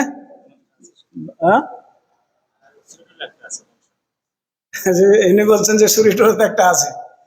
তো বিভিন্ন জায়গাতে এভাবে মানুষ কি করছে, তৈরি করে রাখছে। অতি ভক্তির নামে এগুলো করা হচ্ছে, কিন্তু ভক্তির নামে কি করা হচ্ছে? শিরক করা হচ্ছে। ভক্তি যেখানে সেখানে দেওয়া চলবে না। ভক্তিরও একটা কি আছে? মাপকাঠি আছে। সেই মাপকাঠি অনুযায়ী কি করতে হবে? ভক্তি করতে হবে। আন্দাজি ভক্তি দেওয়া চলবে না। এরপরে হোসেন রাদিয়াল্লাহু তাআলা আনহুকে কেন্দ্র করে অনেকেই কি করেন, সাহাবাদেরকে গালিগালাজ করে থাকেন। সাহাবাদেরকে গালিগালাজ করে থাকেন। বা এই মুহররমের 10 তারিখে কি করা হয়, এই হযরত আয়েশা রাদিয়াল্লাহু তাআলা আনহার নামে ছাগল বেঁধে রাখা হয় এক ঘরে, এবং সেখানে মানুষ যায় এবং এই ছাগলটিকে মারপিট করে, ছুরিকাঘাত করে এবং উল্লাস করে। উদ্দেশ্য কি? তার মানে আয়েশা রাদিয়াল্লাহু তাআলা আনহাকে কষ্ট দিচ্ছে, এটা হলো তাদের উদ্দেশ্য। এটা করা হয় কেন? তারা মনে করে, যারা এই কাজটি করে তারা মনে করে যে আয়েশা রাদিয়াল্লাহু তাআলা আনহুর পরামর্শক্রমে আল্লাহ রাসূল সাল্লাল্লাহু আলাইহি ওয়াসাল্লাম যখন অসুস্থ ছিলেন, তখন আবু বকর রাদিয়াল্লাহু তাআলা আনহুকে ইমামতি করতে দিয়েছিলেন, যার কারণে আলী রাদিয়াল্লাহু তাআলা আনহু ইমামতি থেকে কি হয়ে গেছেন, তাকে কৌশলে বঞ্চিত করা হয়েছে। আর এটা সম্পূর্ণ দোষ হচ্ছে কার? আয়েশা রাদিয়াল্লাহু তাআলা আনহার।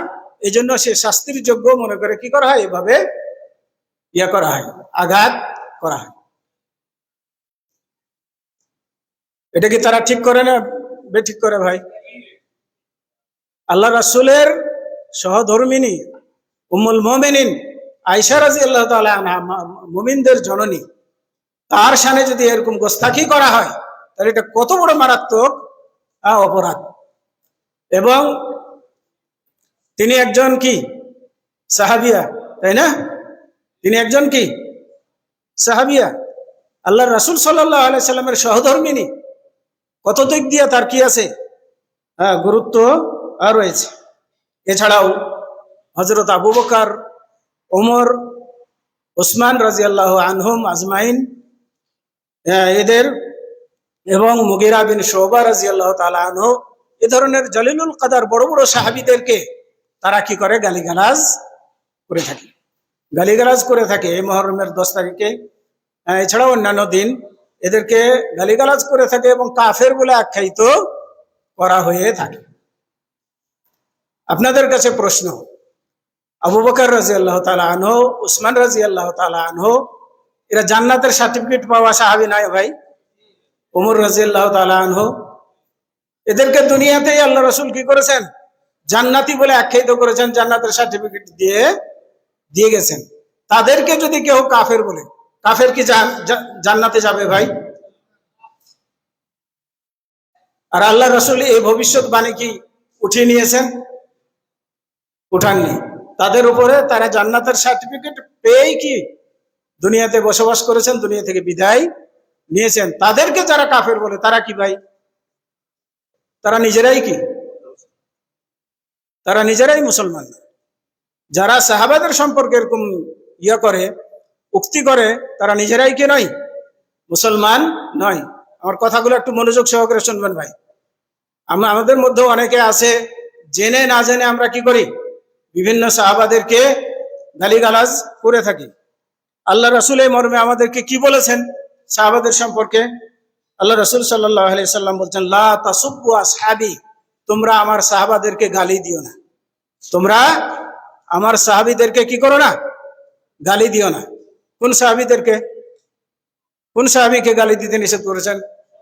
সকল সাহাবী। এর মধ্যে কি আছে? সকল সাহাবী। কোন সাহাবীকে কি করা যাবে না, গালি দেওয়া যাবে না। কেননা ফালাউ আন্না আহাদাকুম আনফাকা মিসলা উহুদিন যাহাবান, তোমাদের কেউ যদি উহুদ পরিমাণ স্বর্ণ আল্লাহর রাস্তায় খরচ করে। উহুদ দেখেছেন ভাই কেউ? এখানে কেউ আছেন উহুদ পাহাড় দেখেছেন? কোথায়? মদিনায়, বিরাট পাহাড়, তাই না? এই পরিমাণ স্বর্ণ যদি আপনি কি করেন, আল্লাহর রাস্তায় দান করেন, সাদকা করেন, তাহলে আপনার এই দান সাহাবাদের মা বালাগা মুদ্দা আহাদিহিম ওয়ালা নাসিফাহু, তাহলে সাহাবারা যে এক মুদ পরিমাণ আল্লাহর রাস্তায় শস্য খরচ করেছেন, বা অর্ধ মুদ, এক মুদ কতখানি ভাই? এক চোল হচ্ছে এক মুদ, আর অর্ধ চোল মানে আরো কম, মানে এক খাবন, মানে এক হাতের এক মুষ্টি। এতটুক যে তারা আল্লাহর রাস্তায় খরচ করেছে, এর সমান তোমরা কি করতে পারবে না, পৌঁছতে পারবে না। তাহলে আমি আর আপনি কি যে সাহাবাদের সমালোচনা করি, এটা এর চাইতে আর বড় ধৃষ্টতা কিছু হতে পারে ভাই? তার মানে সাহাবাদের সম্পর্কে যারা কুমন্তব্য করে তাদেরকে মুসলমান বলা যায় না। এদের সাবধান হয়ে যাবেন, সতর্ক হয়ে যাবেন, এদের সম্পর্কে কোনো মুখ খুলবেন। আল্লাহ রাসূল সাল্লাল্লাহু আলাইহি ওয়াসাল্লাম বলেন যে দুইটি কারণে মানুষ কি হবে, ক্ষতিগ্রস্ত হবে। একটা হচ্ছে মুখ, আর একটা হচ্ছে লজ্জাস্থান। আর এই দুইটি জিনিসের যে ব্যক্তি জাবিন হতে পারবে, আমি তার জন্য জান্নাতের কি হয়ে যাব, জাবিনদার হয়ে যাব। এই দুইটি জিনিসকে যদি কেউ রক্ষা করতে পারে, হেফাজত করতে পারে, তাহলে আমি তার জান্নাতের জন্য কি করব, জাবিনদার হয়ে যাব। এরপরে মুহররমের 10 তারিখে যে কাজগুলো করা হয় সেটা হচ্ছে কি, হাই হুসেন বলে কি করা হয়, বুক থাপড়ানো হয়, কাপড় ছেঁড়া হয়, চুল ছেঁড়া হয়, শরীরকে ক্ষতবিক্ষত করা হয়, রক্ত প্রবাহিত করা হয়। এগুলো কি শরীয়তের দৃষ্টিতে সওয়াবের কাজ না গুনার কাজ ভাই? এগুলো করা যাবে? যাবে না। কেন যাবে না? আল্লাহ রাসূলের থেকে নিষেধ করেছেন। কি বলে নিষেধ করেছেন? আসুন আমরা হাদিস জেনে নিই। আল্লাহ রাসূল বলছেন, লাইসা মিন্না, তারা আমার উম্মত নয়, তারা আমার উম্মত নয়। মান জারাবাল খুদুদা ওয়া শাক্কাল জুয়ুবা ওয়া দাআ বিদাওয়াল জাহিলিয়া, যে ব্যক্তি কাপড় ছেড়ে এবং নিজের গাল খামচায় এবং জাহিলিয়াতের আওয়াজ দেয়, জাহিলিয়াতের মতন ডাক ডাকে, এরা আমার কি নয়, উম্মত নাই। আল্লাহ রাসূলের উম্মত না হয়ে পরিত্রাণ পাবেন ভাই? আল্লাহ রাসূলের উম্মত থেকে বেরিয়ে যাবেন এগুলো কাজ করলে। এগুলো থেকে অবশ্যই কি করতে হবে, বিরত থাকতে হবে। এছাড়াও আমরা কি করে থাকি, এই দিনগুলোতে শোক দিবস পালন করে থাকি। শোক দিবস পালন করার একটা কি আছে, একটা নিয়ম নীতি বা সময় নির্ধারিত রয়েছে। সেটা কি ভাই? প্রথমত আপনাদেরকে জানা দরকার, শোক কাদের জন্য? শোক কাদের জন্য ভাই? শোক হচ্ছে মহিলাদের জন্য। শোক হচ্ছে কাদের জন্য? মহিলাদের জন্য। পুরুষদের জন্য কোনো শোক নাই। পুরুষের জন্য শোক নাই। আপনি শোক পালন করবেন না। শোক পালন করবে কারা? মহিলারা। মহিলাদের শোক কয়দিন? কেউ যদি মারা যায়, তার আত্মীয় স্বজন কেউ যদি মারা যায়, পিতা মাতা ভাই বোন কেউ মারা গেল, তাহলে সাধারণ নিয়ম হচ্ছে 3 দিন শোক দিবস। শোক দিবস কয়দিন? 3 দিন। 3 দিনের বেশি শোক মানানো যাবে না। গেলে মানালে সেটা কি? শরীয়ত বিরোধী, নাজায়েজ কাজ। আল্লাহ রাসূল কি করে দিয়েছেন? সীমা নির্ধারণ করে দিয়েছেন। আর কোন মহিলার স্বামী মারা গেলে সে শোক পালন করবে 4 মাস 10 দিন। সে শোক পালন করবে কয়দিন? 4 মাস 10 দিন। এর বেশি শোক পালন করতে পারবে না। তো আমরা বছর বছর মৃত্যু দিবস পালন করছি আমাদের নেতাদের, যারা মৃত্যুবরণ করেছে, বাংলাদেশের যারা প্রেসিডেন্ট ছিলেন তাদের কি জন্মদিবস, মৃত্যু দিবস পালন করা হচ্ছে না? হচ্ছে না?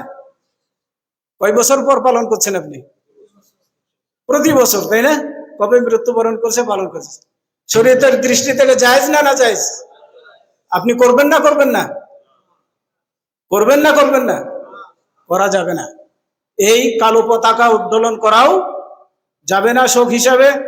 তাদের কবরে শোক গাথা কি ফুল চড়ানো যাবে না। এগুলো থেকে আমাদেরকে বিরত থাকবে। আমরা মুসলমান, আমরা কি ভাই? আমরা মুসলমান, ইসলাম নিয়ে আমরা বেঁচে থাকতে চাই। আমরা মানুষের দেখা দেখি কি যা ইচ্ছা তাই করব, এটা চলবে না। এটা আমাদেরকে আল্লাহ রাসূল কি করেননি? শিক্ষা দেননি। এর থেকে অবশ্যই আমাদেরকে কি থাকতে হবে? বিরত থাকতে হবে। তাহলে আপনারা জানতে পারলেন যে শোক দিবস 3 দিনের বেশি, বা মহিলা স্বামীর ক্ষেত্রে কয়দিন ভাই? 4 মাস 10 দিনের বেশি শোক দিবস পালন করা যাবে না। এটা শরীয়তের বিধান নয়। অতএব এর থেকে আমরা কি থাকবো? বিরত থাকবো।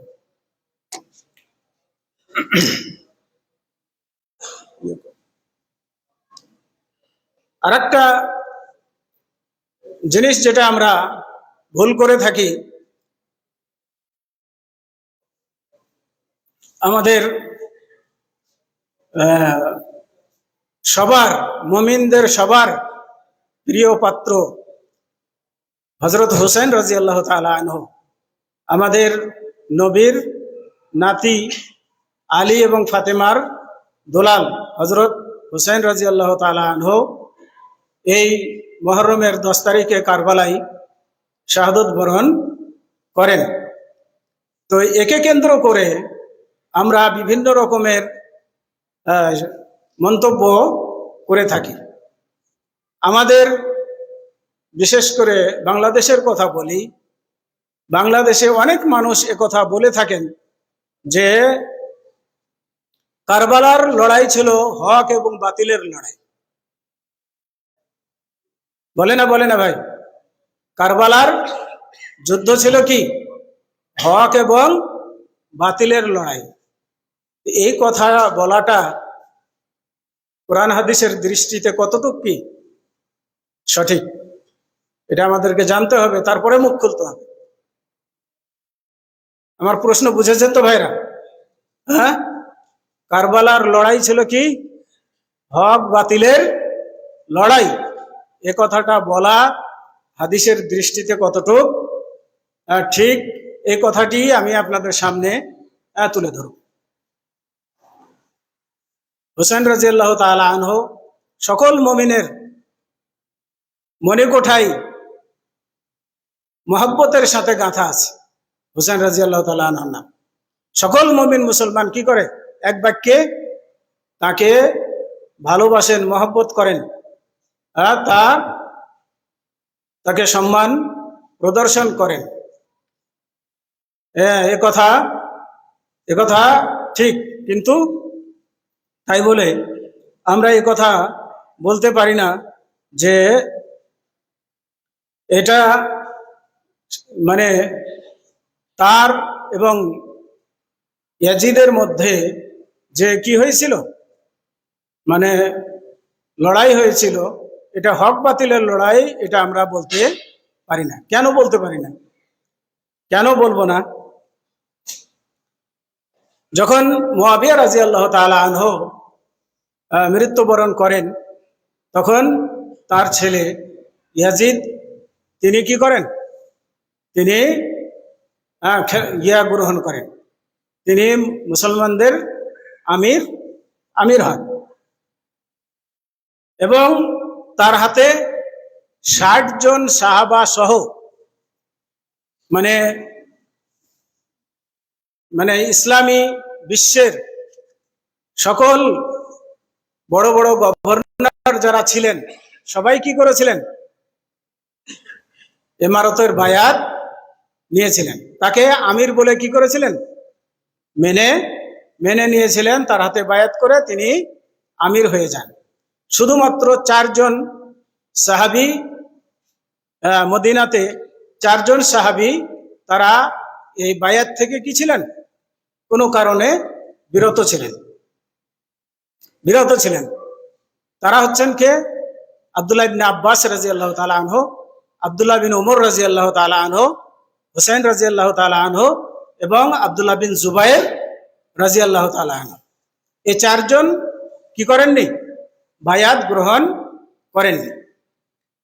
পরবর্তীতে আব্দুল্লাহ বিন আব্বাস রাদিয়াল্লাহু তাআলা আনহু এবং আব্দুল্লাহ বিন উমর রাদিয়াল্লাহু তাআলা আনহু তারা 2 জন কি করেন?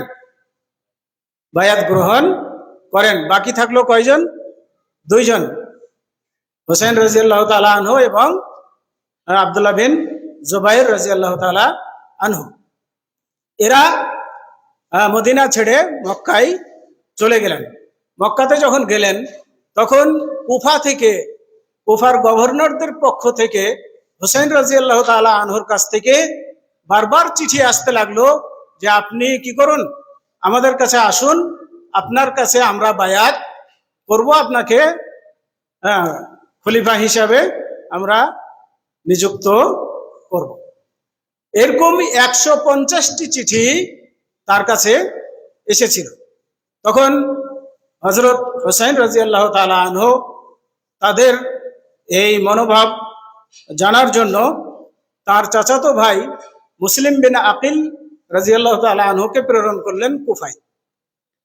তিনি সেখানে গিয়ে হুসাইন রাদিয়াল্লাহু তাআলা আনহুর পক্ষে বায়াত নিতে লাগলেন এবং তার হাতে 12 থেকে 18,000 মানুষ কি করলো? হুসাইন রাদিয়াল্লাহু তাআলা আনহুর খেলাফতের পক্ষে বায়াত গ্রহণ করলো, বায়াত নিল। এরপরে যখন পরিবেশ এটা হুসাইন রাদিয়াল্লাহু তাআলা আনহুর পক্ষে কিছুটা বুঝলেন মুসলিম বিন আকিল, তখন হুসাইন রাদিয়াল্লাহু তাআলা আনহুর কাছে চিঠি পাঠালেন যে আপনি এখন আসতে পারেন, আপনার জন্য পথ কি, এখানে পরিবেশ সুগম। তিনি এই চিঠি লেখার পরে হুসাইন রাদিয়াল্লাহু তাআলা আনহুর কাছে পাঠালেন। হুসাইন রাদিয়াল্লাহু তাআলা আনহু তখন মক্কা থেকে হজের আগের দিন কি করলেন? কুফার পথে রওনা দিলেন। তখন যখন হুসাইন রাদিয়াল্লাহু তাআলা আনহু কুফার কাছাকাছি পৌঁছে গেলেন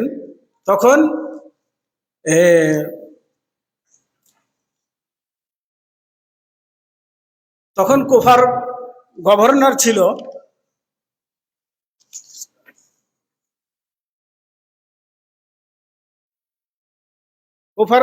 ছিলেন নোমান বিন বাশির রাদিয়াল্লাহু তাআলা আনহু। তিনি জনগণকে বললেন যে খবরদার, তোমরা হুসাইন রাদিয়াল্লাহু তাআলা আনহুর ব্যাপারে কেউ কি করবে না, বাড়াবাড়ি করবে না, কোনো বিশৃঙ্খলা যেন না হয়। এবং তিনি নিজেও মানে কোনো কঠোরতা অবলম্বন করেননি হুসাইন রাদিয়াল্লাহু তাআলা আনহুর ক্ষেত্রে।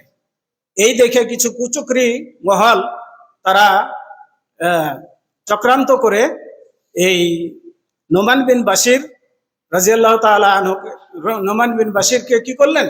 গভর্নরের পদ থেকে সরিয়ে দিলেন এবং সেখানে নিযুক্ত দেওয়া হলো বসরার গভর্নর বসরার গভর্নর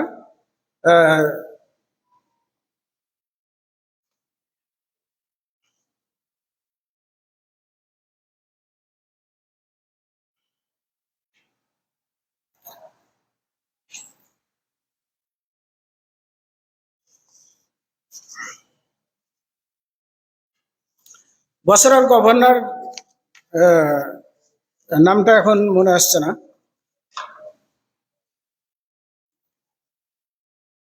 তো তাকে নিযুক্ত করা হলো, যার ফলে তিনি আহ,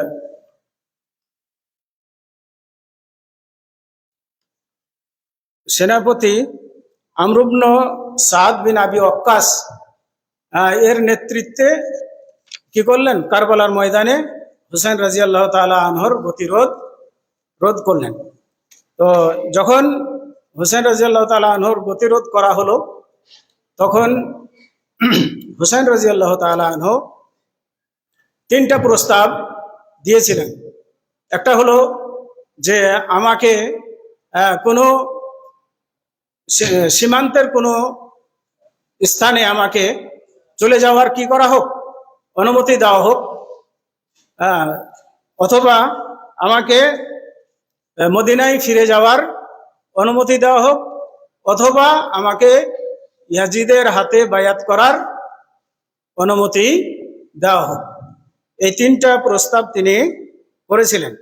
তো সেনাপতি আমর ইবনে আবি ওয়াক্কাস, আমর ইবনে সাদ বিন আবি ওয়াক্কাস রাদিয়াল্লাহু তাআলা আনহু তিনি এই প্রস্তাব মেনে নিয়েছিলেন। কিন্তু যিনি গভর্নর ওবায়দুল্লাহ বিন জিয়াদ, গভর্নর ওবায়দুল্লাহ বিন জিয়াদ তিনি সেটা কি করেননি, মানেননি, যার ফলে যুদ্ধ অনিবার্য হয়ে পড়ে। এবং ওবায়দুল্লাহ বিন জিয়াদ ইনি প্রস্তাব দিলেন যে আমার হাতে প্রথমে বায়াত করতে হবে। এটি হুসাইন রাদিয়াল্লাহু তাআলা আনহু কি করতে পারেননি, মেনে নিতে পারেননি, যার ফলে যুদ্ধ অনিবার্য হয়ে পড়ে। আর এই যুদ্ধের জের হিসাবে মানে হুসাইন রাদিয়াল্লাহু তাআলা আনহু সেখানে শাহাদত বরণ করেন। তো এটা ছিল সংক্ষিপ্ত বর্ণনা।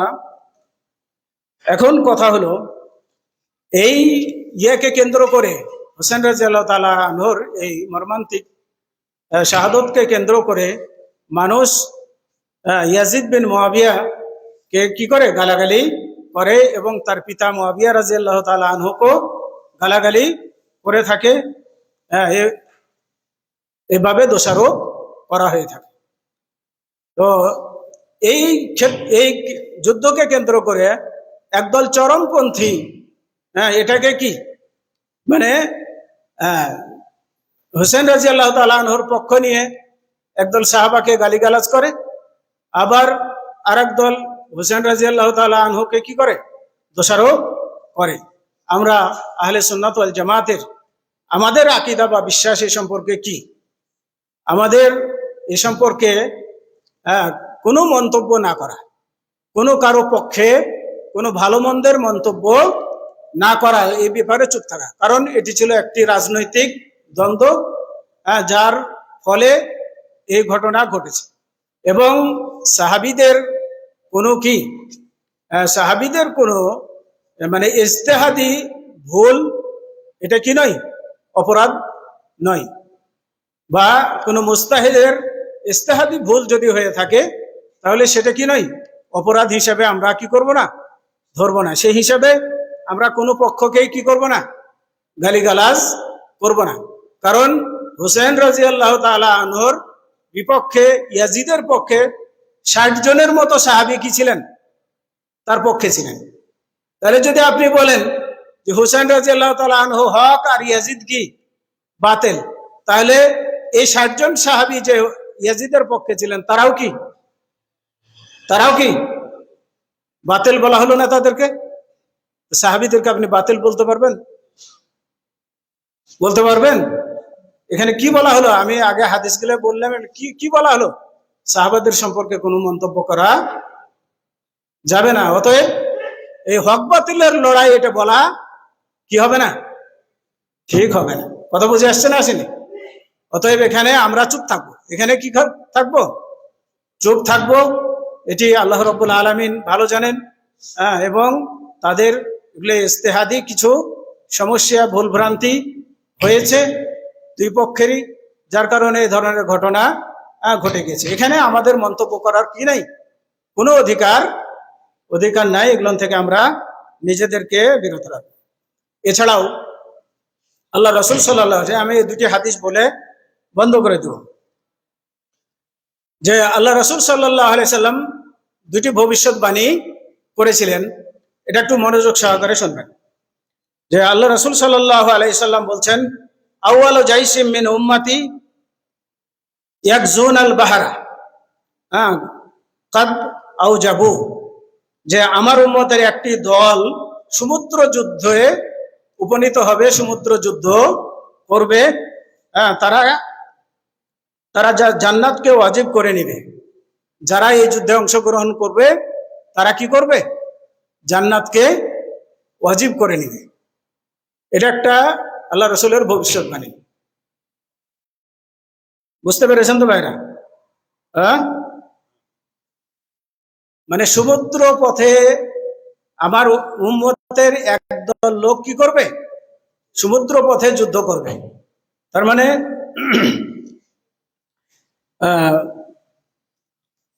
রোমকদের সাথে যুদ্ধ করবে এবং তাদের জন্য জান্নাত কি? জান্নাত ওয়াজিব হয়ে যাবে। এরপরে তিনি বললেন, আউয়ালু জাইশিন মিন উম্মতি ইয়াগজু মাদিনাতা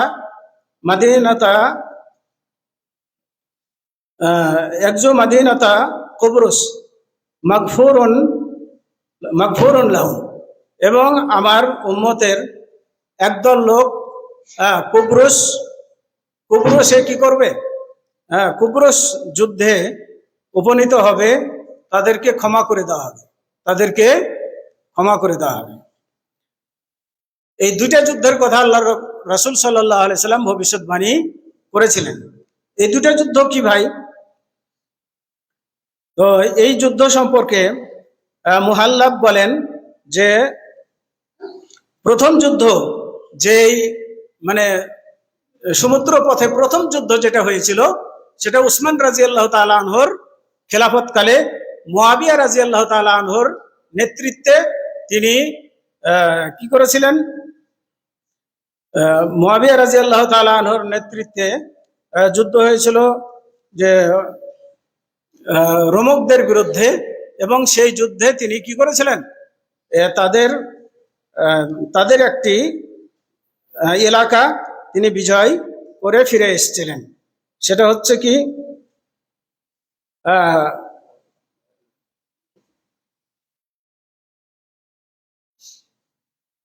আর 27 হিজরিতে তিনি কুবরুস কি করেন? বিজয় করে আসেন। এবং 51 হিজরিতে যখন মুয়াবিয়া রাদিয়াল্লাহু তাআলা আনহুর মৃত্যুর পরে, মুয়াবিয়া রাদিয়াল্লাহু তাআলা আনহুর খেলাফতকালে তিনি তার ছেলে ইয়াজিদ বিন মুয়াবিয়া ইনাকে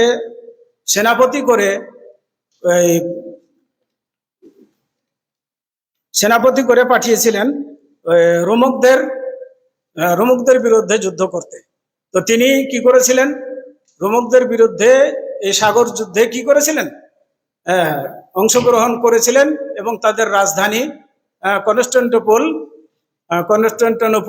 এটা কি করেছিলেন? জয় করে নিয়েছিলেন। তো এই কারণে, এবং এর সেনাপতি ছিলেন কে?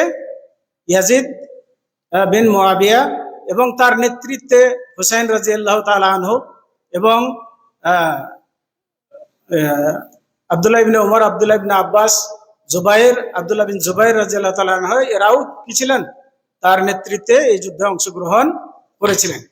তো এই দুই যুদ্ধের কথা আল্লাহ রাসূল সাল্লাল্লাহু আলাইহি সাল্লাম যে বললেন, এক যুদ্ধের সেনাপতি ছিলেন মুয়াবিয়া রাদিয়াল্লাহু তাআলা আনহু, আর এক যুদ্ধের সেনাপতি ছিলেন কে? ইয়াজিদ। তাহলে তারা উভয়ই কি? এই থেকে বোঝা যায় তারা উভয়ই জান্নাতের হকদার। তো অতএব তাদের ব্যাপারে কুমন্তব্য করা আমাদের কি নাই? উচিত নাই। অতএব ভাইরা আমার, আমরা না বুঝে কি করব না? সাহাবাদের সম্পর্কে কোনো কুমন্তব্য করব না। এই কুমন্তব্য করার আমাদের কোনো কি নাই? অধিকার নাই। কারণ সাহাবাদের সম্পর্কে আল্লাহ তাবারাকা ওয়া তাআলা বলেন, রাদিয়াল্লাহু আনহুম ওয়া রাদু আনহু। সাহাবারা আল্লাহর প্রতি সন্তুষ্ট, আল্লাহ সাহাবাদের প্রতি হ্যাঁ সন্তুষ্ট। অতএব তাদের উপরে আল্লাহ সন্তুষ্ট, আপনি আমি তাদের বিরোধিতা করার অধিকার কে রাখি? কেন করব আমরা? কথা বুঝে আসছে না ভাই? অতএব আমাদের তাদের ব্যাপারে মন্তব্য করার মানে হচ্ছে আমরা বেঠিক পথে চলছি। অতএব এর থেকে অবশ্যই আমরা কি করব? ফিরে আসব। আমরা এমন কথা বলবো না যে কথার কারণে আমরা নিজেরাই কি হয়? ক্ষতিগ্রস্ত হই। আল্লাহ রাব্বুল আলামিন আমাদেরকে সঠিক দিন বোঝার, জানার এবং সঠিক পথে চলার তৌফিক দান করুন, যাতে করে আমরা আল্লাহ রসুল সাল্লাল্লাহু আলাইহি সাল্লামের তরিকা মোতাবেক জীবনযাপন করে যেন দুনিয়া এবং আখিরাতে লাভবান হতে পারি। এই তৌফিক আল্লাহ রাব্বুল আলামিনের কাছে কামনা করে আজকের আলোচনা এখানেই শেষ করছি। ওয়া আখিরু দাওয়ানা আনিল হামদুলিল্লাহি রাব্বিল আলামিন ওয়া সাল্লাল্লাহু আলা নাবিয়িনা মুহাম্মদ ওয়া আলা আলিহি ওয়া আসহাবিহি ওয়া বারাকা ওয়া সাল্লাম। আসসালামু আলাইকুম ওয়া রাহমাতুল্লাহি ওয়া বারাকাতুহু।